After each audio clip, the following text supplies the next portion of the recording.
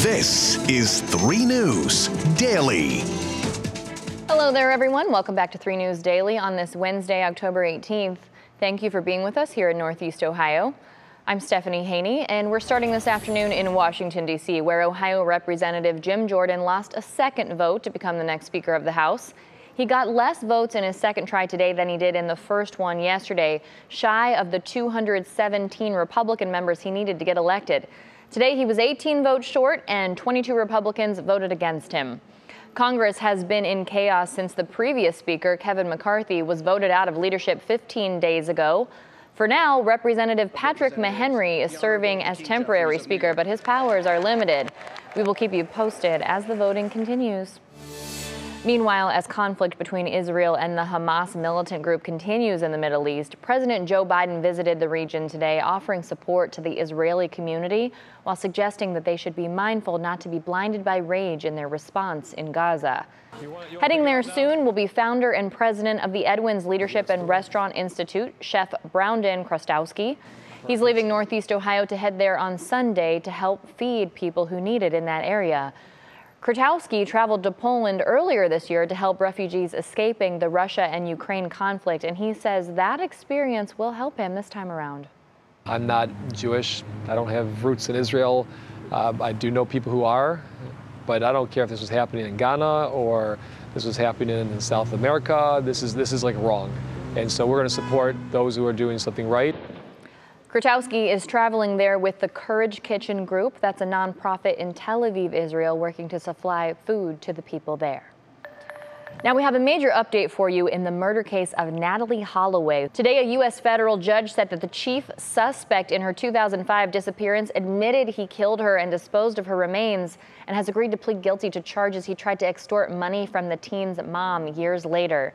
This all happened during a plea and sentencing hearing for 36-year-old Dutch citizen Joran Van Der Sloot in a courtroom in Alabama, just a few miles from the Birmingham suburb where Natalee used to live. Van Der Sloot had not been charged in Natalee's death. He was sentenced today to 20 years in prison for extortion and wire fraud. The judge said she considered Van Der Sloot's confession to Holloway's murder and the destruction of her remains as part of the sentencing decision. As part of his plea agreement today, his 20-year sentence will run concurrently with a sentence in Peru, where he's serving a 28-year prison sentence for killing Stephanie Flores in 2010. Meanwhile, the head wrestling coach at West Geauga High School has resigned after criminal charges were filed against him.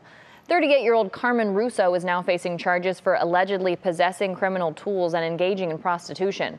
School officials tell 3 News that the district found out about the charges against Russo on Monday, and he was placed on administrative leave during an investigation, and that's when he resigned. Russo is due to be arraigned in court on Thursday. Now in Cleveland, police are asking for help to find a group of people who stole thousands of dollars of merchandise from a Burlington store and took off.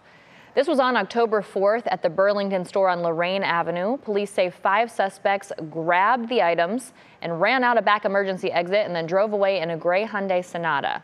The items are believed to be worth about $7,000.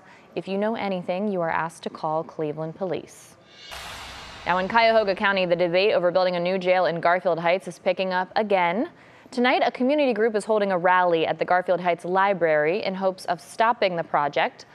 Last month, county council members voted in favor of buying land where the $750 million facility would be built.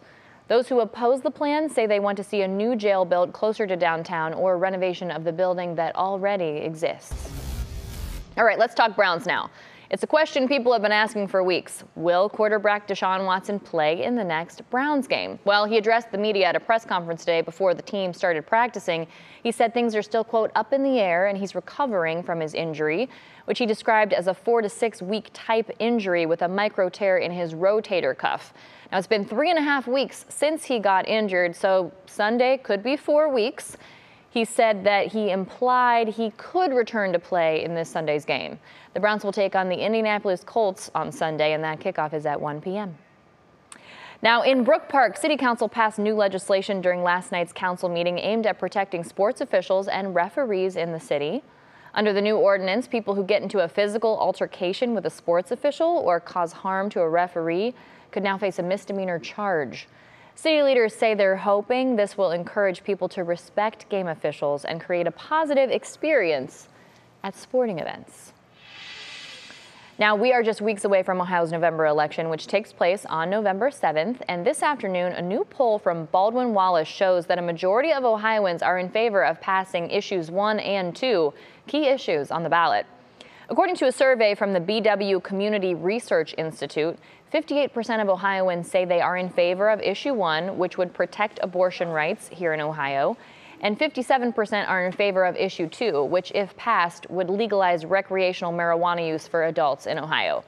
The survey was given to 850 registered voters, 750 of whom identified as likely voters, and this was between October 9th and October 11th. Now, if you're headed to the University of Akron anytime soon, you might see something roaming around that you hadn't seen before. Today, the university debuted new food delivery service robots. Students, staff, and faculty members will be able to order food through an app and have it delivered to them at buildings and residence halls on campus. You can watch the robot's journey via an interactive map so you can track that food. And once the robot arrives, you'll receive an alert and you can meet the robot to go get that food. Right now, there are 10 of these robots on campus. All right, now before we go, the city of Cleveland is being put on the map quite literally. Today, officials revealed the new Cleveland Monopoly game, which includes landmarks, locations, and businesses around Northeast Ohio. And we're very excited because WKYC Studios is on that game board. Plans for the new game were announced back in February, and the creators build the board based on what the community suggested. We've got a list of all the locations included in Cleveland Monopoly on WKYC.com. Here's a little peek at what ours looks like. This is the community chest space for WKY Studios, and we have to say, we are really honored that this was included on the board. As we said, community suggestions, so thanks for thinking of us. We're happy to be on there. You can check out more about that on WKYC.com, so make sure you take a look at it. All right, thank you everybody for being here with us for this edition of 3 News Daily. We'll catch you back here tomorrow with more of your top stories from around Northeast Ohio.